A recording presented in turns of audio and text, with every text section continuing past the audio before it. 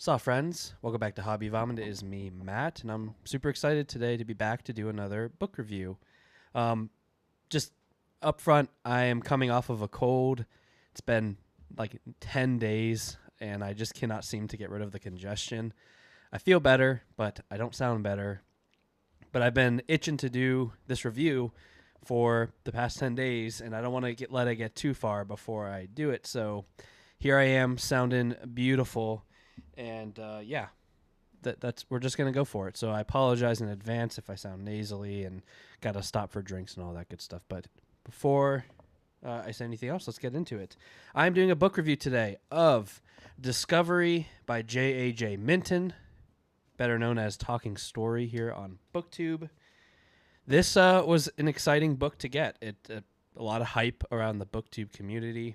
I don't know the Talking Story family personally or anything. Just watched their channel, fan of their channel.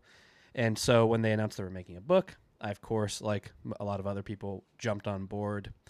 And I'm very excited to talk about it. So we are going to take it through our BARF system here on Hobby Vomit. If this is your first time, I will explain the BARF system. There are 4 categories I'm going to score this book on out of 5. And that is our BARF system. So B is believable. How believable are the characters and their setting? A is authorial voice, which covers kind of world building, appeal, prose. R is rhythm, which covers the pacing and the plotting. F is feeling. How did it make me feel, if it made me feel anything at all? And then we'll get the average of those 4 things for the score and sell section, which is the final score, and then I will pitch the book to you to see if it's a book that might be for you or not for you. All of this will be spoiler-free. After I give the score and sell, I will go into a spoiler section where I just get to talk about some of my favorite parts or least favorite parts or just anything else I want to say that is not behind that spoiler wall. So, like always, I'm going to start by reading you the back of the book after I get a little sip of my Gatorade. All right, Discovery. Strange Eons, Book 1 by J.A.J. Minton. In 1992, at the dawn of the age of technology, disgraced X Games show host Manny DiMartini schemes for a comeback with a deep-sea television special in the South Pacific. He quickly finds himself in over his head, attracting the attention of a cosmic being who will lead him to a television broadcast event much bigger than the entire planet bargained for. Evidence of a slumbering alien in a ruined city at the bottom of the ocean. One look at the monster on TV and humans collectively freak out. The narrative leaps between a cast of unforgettable characters, revealing their connections to cosmic gods who play with their lives. If humanity can't save itself, and the cosmic beings do not have humans' best interests in their cold hearts, humanity will have to pull itself together to prepare for a war that not only threatens Earth, but the very fabric of reality. So yeah, that is Discovery. So let's jump right into it. Well, actually, so I do want to say this book is told in 5 acts, and each act also kind of has 2 parts. So now talk about that more here. Well, actually, so that's part of our structure, right? And so I'm going to do this a little not traditionally with our BARF system. I'm actually going to start with rhythm because I think all the other categories rely on the score of rhythm so much. And you'll kind of see why as we go through. So let's start with rhythm. So this is the plotting and structure of this book. I gave this a 3.5 out of 5. So this story is told in this 5-act structure, which doesn't bother me at all or anything. And then, like I said, each act has 2 parts. It's got a part that's focused on a singular character, really, and then epistolary, I believe is the word, section, which is like it's told in like a diary format of a recurring character. And as much as I appreciated the authors taking a chance on this structure, it unfortunately did not work for me very much. It gave me pretty significant whiplash, is the best way I can describe it, in the sense of like, so Act 1 follows a character. Her name is Nessa. It's a really strong act.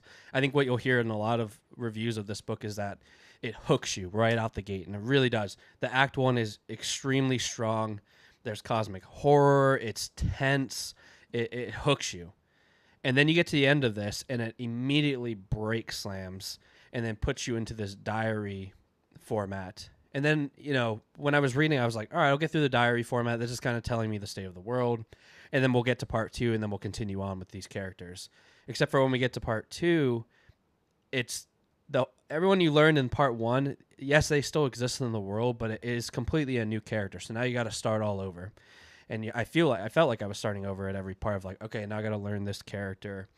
Who are they? What are their motives? What's their personality? And how are they connected to this? And then we'd finally get going and get really, really good, and then would break slam and get to the diary part again. Then we get to the next part, and it's another character, and the other 2 characters, we don't really hear about them very much again. Then again, we got to learn this new character, learn their personality, their motives, and then it gets good, and then we break slam, and we get to the diary. So it just did that 5 times, and it didn't really work for me. Like I said, I appreciate them taking a shot with the structure, and there are plenty of people out there that love it. So it's very much just a personal thing for me. It just didn't work for me in the sense.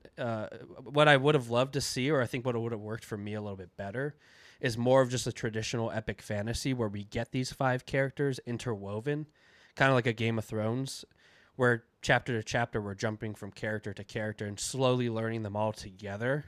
So that by the time we get to the end where everything ties together, I'm so connected with all of these characters instead of like, oh yeah, I remember this character from the first 60 pages. Here they are again. And now I'm supposed to care as much. And I just found myself not caring as much. But sounds negative. So I gave it a 3.5 because I think the plot is excellent. Really intriguing plot. I think each of those acts broken down individually are really good. Like I said, by the end of every act, I was hooked. I was like, yes, I really like this character. This character is great. I can't wait to spend more time with them. And then you don't get to spend any more time with them. So I found myself wanting a lot more of each character spread throughout the book. And honestly, the only character you get throughout the entire book pretty significantly is Oliver Doss, who's the epistolary character. And honestly, he was my least favorite, unfortunately. And so I think that was just more of a formatting thing. I don't really love epistolary. And his was also very grounded in hard science. And the hard science didn't work for me as much either. But yeah, so that's the structural part that I think you should know going into this book. It is broken into a 5-act structure. And it's almost like an anthology. There are, right, so like an anthology, there's normally like X amount of stories, 4 stories, and then there's like an overarching narrative as well, which usually will tie them all together. That's what this feels like. I kind of just wish I knew going in, maybe my expectations being set that way, I would have felt differently. But not knowing that, I just went into it thinking it's just a story that I'm going to be told, and then having those hard cuts on the characters did take me out. I found myself finishing an act and being like, I'm going to put down the book for a little bit, and I don't find it calling me back because I know when I do go back, I'm just going to have to start again with a new character. So I did find that to hurt my experience a little bit. But like I said, the plot was good, really good. I liked the way it all tied together. I liked the general plot, the cosmic horror elements and everything like that I thought were really good. When it does tie together at the end, it kind of explodes, which was really fun. And again, every individual part, minus maybe one that I didn't love quite as much, and then the epistolary stuff I didn't quite like as much either, was really good. So yeah, I just wanted to start with that because a lot of my critiques are going to be based off of that. So that was Rhythm, a 3.5 out of 5. All right, so let's go back into Believable. For Believable, how believable are the characters in their setting? I give this a 3.75. I think the characters are very, very believable and really well written. I really felt connected to a lot of these characters. I felt like I understood these characters. The problem was for me is I just didn't get to spend enough time with any of the characters. As soon as I felt like I started to get to know them, I didn't see them again except for in passing here and there or at the very end. And so I just didn't feel super connected to them in the way that I could have had I gotten more time with them, or had that been kind of like elongated throughout the book. Like I said, with that I think the structure really hurt it for me. but really well written, diverse characters. I think that especially part one, it gave me Stephen King vibes. Maybe less so as the book went on, but I still really I feel like I know all of the characters individually, which I think is pretty impressive. So 3.7 out of 5. Definitely would have been bumped up more if I got to spend more time with them. Moving to authorial voice. This was the strong suit of the book for me. This is a 4.5 out of 5. The prose is excellent. The world building is fantastic. And I think that like the technicality of the writing was the real star of this book.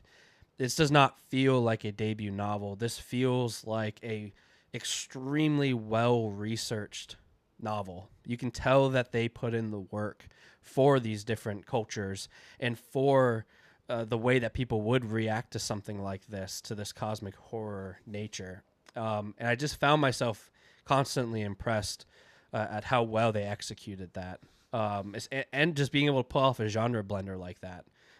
Now, it didn't always work for me. Like I said, I don't love... there's a decent chunk of hard science in this book that is just not to my... I just don't love hard science in general, to where we're breaking down the nitty-gritty of the scientific aspects of things and problem solving. Again, like I said, super well researched. You can tell they did their research for it. I just sometimes found myself mentally checking out during those explanations. But all in all, 4.5 out of 5. I do think this is the strong suit of the book. I think if you just put this in front of anybody, they would be surprised to hear that this is a debut novel. So really great. And the other thing I wanted to say about authorial voice is that, so with J.A.J. Minton, there's three authors, three co-authors, a father, a mother, and a son. And from what I understand from watching their channel, and I could be wrong, the son kind of brings the like the film side of storytelling into the book. The mother did most of the actual like writing and research, and then the father did a lot of like dialogue. He does improv, like some improv and stuff, and so a lot of the dialogue was they would turn him to some character voice. And I think that they just it's crazy to me how well all of that works together. And yeah, I just find it really impressive. I think if you took out one of them, it would show. And so just ended up being a perfect mishmash of these three characteristics blending together as a family. And like, I mean, props. Not a lot of families could do that. And I know they've talked about it not being easy all the time, but still, I mean, for something this good to come out of it, it's really impressive. So I think it adds a uniqueness to their authorial voice as well. Not a lot of authors can pull this off because they don't write with two other people, such varying people as well. So really liked that. Again, like I said, the strong suit of the book. We talked about rhythm, 3.5 out of 5. Great plot, tough structure for me. And then feeling, this was a 3 out of 5. This was the lowest scoring for me. And again, like I said, I think this purely stems from that structural problem that I had, and that certain characters, like the main character in the first part is Nessa. I felt really attached to Nessa, and then we just lose out on Nessa for the rest of the book, kinda. I mean, she'll pop in here and there, but I don't feel as attached to her throughout the rest of it. So when these, important moments come, these emotional moments come, I felt less attached than I should have, maybe because I was so separated from them at the time. There are some emotional moments. There's a decent chunk of humor in here that really worked for me. The first section is scary. It's the cosmic horror elements are ratcheted up, and there are some frightening moments, some really tense moments, chaotic moments, and it's just there's some really high highs, but I also found myself, like I said, to me for feeling, it didn't have that page turning nature to me, because when I'd finish an act, I just knew that I'd be okay if I put it down for a little bit, because when I start this next section with this new character, I'm not really going to be missing out. I'm not going to be like, all right, well, who is everyone? It's just like, I'm just going to have to learn them then. So I didn't find myself like super gripped and needing to read on when I reach those kind of natural endpoints of those parts, of those acts, if you will. So 3 out of 5 for me. And yeah, so those are my 4. That's the barf section, and I'll go to the score and sell. So the average of those was a 3.62. We always round up to the next 0.25. So this is a 3.75 out of 5 for me. I do think that had the structure been more of like a typical epic fantasy, where instead of isolating characters into their own individual acts, we kind of got all of them at once, like a Game of Thrones, this would be closer to a 4.5. And again, like I said, that's just a personal preference. I know there are a lot of people out there that love that. And again, I really appreciate that they did take the risk here, because it's a very non-traditional way of storytelling, at least in the books that I've read. I've never read anything like it. And so I appreciate them taking that leap. It just unfortunately didn't really work for me as well as I was hoping that it would. But still, 3.7 out of 5. I still think it's a really, really great debut. I think there are a lot of people that are going to love this. But I do think some people are going to struggle with the pacing because of that structure, and because it starts at 100 miles per hour and then slows down for a good majority of the book. Not a bad way, right? Like I say, slow does not mean bad. There are still compelling characters. There are still compelling world events going on. But compared to that first part, it does slow down pretty significantly. So I could see some people bouncing off of that. But yeah, let me get to my score and sell. Or my sell, I'm sorry. I just did the score. Sick brain. So do I think you should read this book? Yes. I think everyone should try this book, because even if you're not into cosmic horror, the elements of it are light enough to where I think you could get on board, and there's something for everybody to find and like in this book. I think maybe what might help, I think knowing the structure of this book will help you going in, and that's why I wanted to address that. I think had I known it was in like a anthology structure, I would have had a better time. But not knowing, I think, hurt my experience a little bit. So if you're okay with that kind of structure, you want really compelling characters with, I think Janny Wirtz calls it like a cosmic chessboard or something along those, cosmic game board. And it really does feel like that. There's a lot of moving pieces, and when it all comes together at the end for a nice kind of explosion, it works really well. The payoff it delivers, not everything is answered, but enough to where I felt satisfied, and I felt really excited to read the second book. So if you're into cosmic horror, I think it's a definite win. If you've never read cosmic horror, I think you could try this as a great entry point, because it's not riddled with it, but there's enough there to give you a cool taste. And it's also really well done when we do get those moments. And if you love strong character work, I think you're going to really like this as well. So yeah, 3.75 out of 5 for Discovery by J.A.J. Minton. Let's get into some spoilers. I didn't write down my spoilers, and it has been a minute, but I kind of just want to talk about like who my favorite characters were, maybe my least favorite characters, so on and so forth. So spoilers. We're getting into the spoilers. If you've not read Discovery, jump off and go pick it up and read it, and then you can come back when you have read it. If you have read it, then welcome to the spoiler section. I want to start off by, I almost want to like rank the 5 acts, because it almost lends itself to that. Well, there's the 4, so I didn't want to say it earlier, but there are there's basically 5 main characters that each have an act dedicated to them, with the 5th being Oliver Doss. And then the 5th act itself is when everything comes together. So we've got Nessa in Act 1, Tony in Act 2, Ashanti in Act 3, Lucia in Act 4, and then 5 is when they all come together, with Oliver Doss kind of going throughout in the journalistic way, the diary. So easily my least favorite, I think, is Ashanti. I just never really felt too connected with Ashanti, and I would have liked to see maybe a little bit more of the religion aspect brought into it. That was the one that I never felt that that section, I didn't never really felt the super big ramp up where I did in Lucia's and Tony's and Nessa's. So I think she's my least favorite, followed by Oliver. I just never really liked Oliver very much. I think it is because of that scientific nature. I never really bought in too much to his relationship with Nessa. But I still think he's a well-written character. I think just maybe not as much to my liking.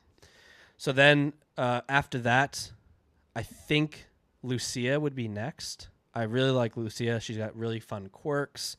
And then her revelation about who Lucia really is crazy.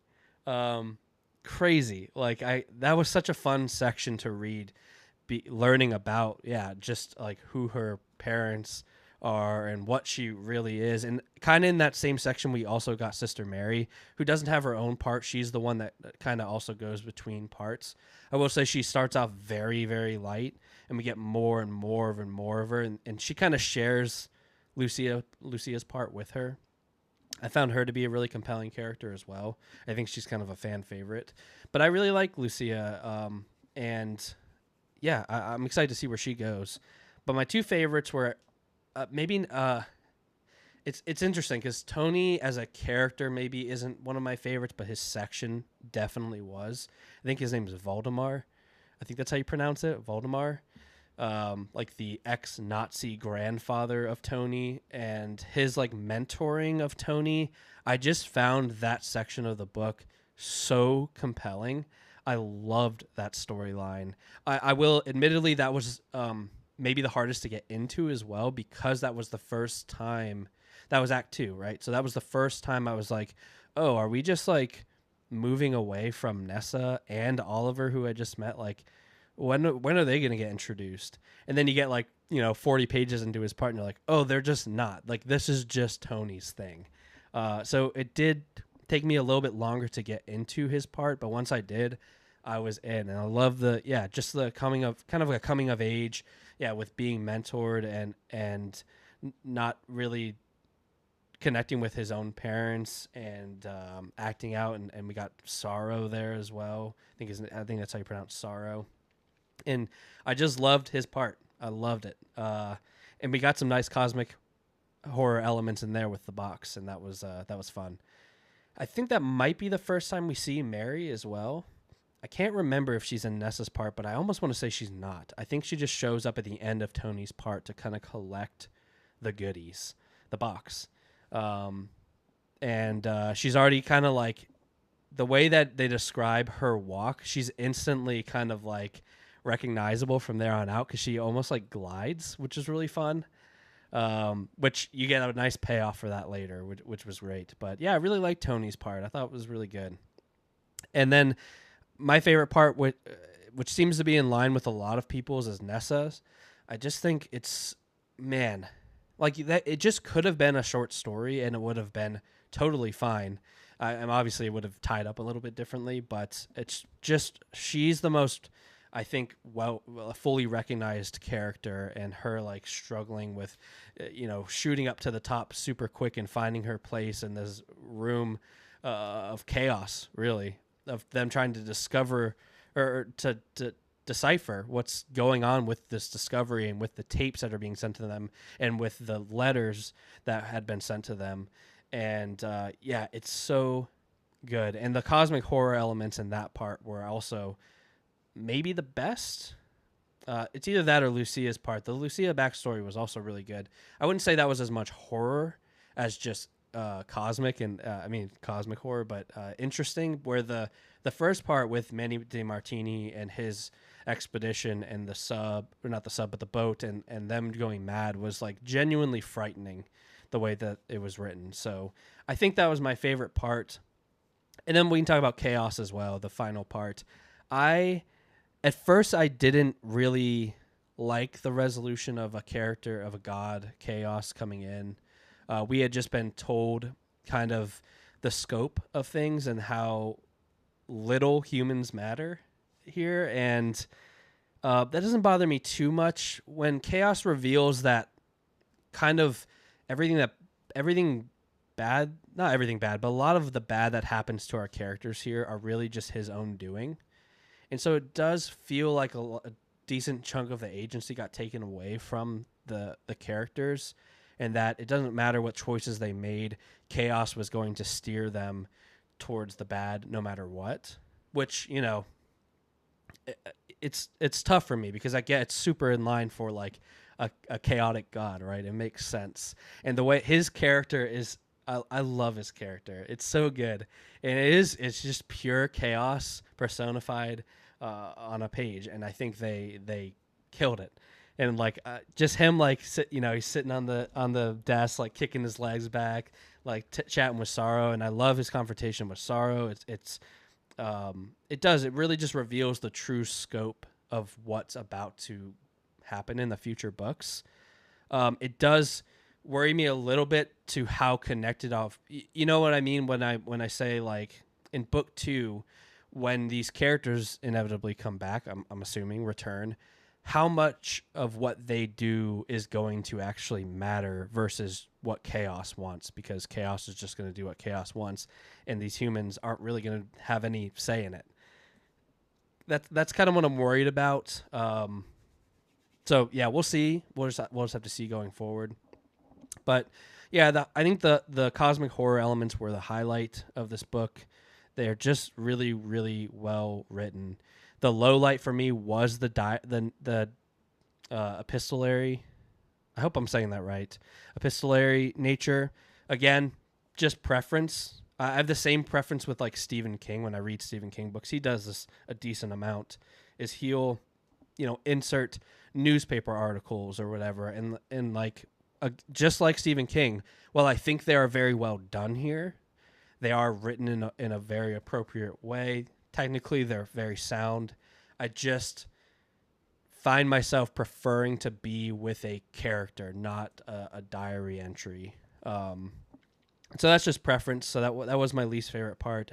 And then the structure, again, like I said, was tough for me to get used to. I do think maybe on a reread going in, I would enjoy this more, or having just known. I am going to go into book 2 assuming this will be a similar structure. Maybe it won't be. I could see them just kind of going, taking a swing and doing something different for each book. Or maybe now at the end of this, since they've converged, maybe we will move into that more of like epic fantasy of like chapter to chapter, switching POVs. Part of me hopes so, because I think that's going to be how I attach myself to these characters continually throughout the book. Instead of like, I felt really attached to Nessa in the beginning. By the end, I didn't really at all. Tony, I really loved his relationship with Waldemar. By the end, Tony just showed up.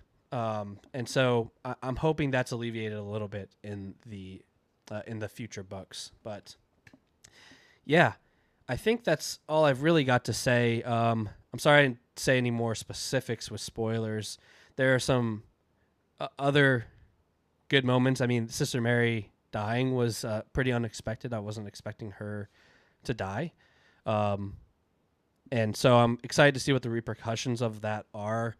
I mean, just the Cthulhu monster. I mean, we don't know if he's Cthulhu or whatever, but is he going to, I mean, he can't get freed, right? Because, yeah, that would be the end. That'd probably be the end of the world. So, which maybe this is, maybe this ends in a bleak manner 5 books from now. Who knows? I would be okay with that. But, yeah, I'm just interested to see. They've got me hooked. So I think they did their job. Yeah, I don't think I have much more to say other than that. So 3.75 out of 5, really excellent debut. I think this is going to work for some other people a lot more than it worked for me, although I still think, I know 3.75 sounds negative, but I think this was a successful book. I think objectively it's probably a higher rating than that. Just a personal, when I think about like my enjoyment of the book, I think the thing that stood out the most to me was I continually having fun reading it? And the answer was no. Which sounds bad again, but like the highs were really high and I could see it all there. By the time I got done with the second act, I just found myself sad that I wasn't going to get to be with those characters again. for the rest of the book, and that took me out of it a little bit. But like I said, I'm hoping now that we're all converged here at the end, we will move forward together as a unit. But we will just have to see. I will definitely be picking up the second book. Even if all the books continue this structure, I will read them because the writing is so good and the story is so compelling. I would tough it out for sure. So 3.75 out of 5. I know I'm rambling, and I'm probably just repeating the same stuff. But that is it. I'm Matt. This is Hobby Vomit, and we will catch you for the next one. Goodbye.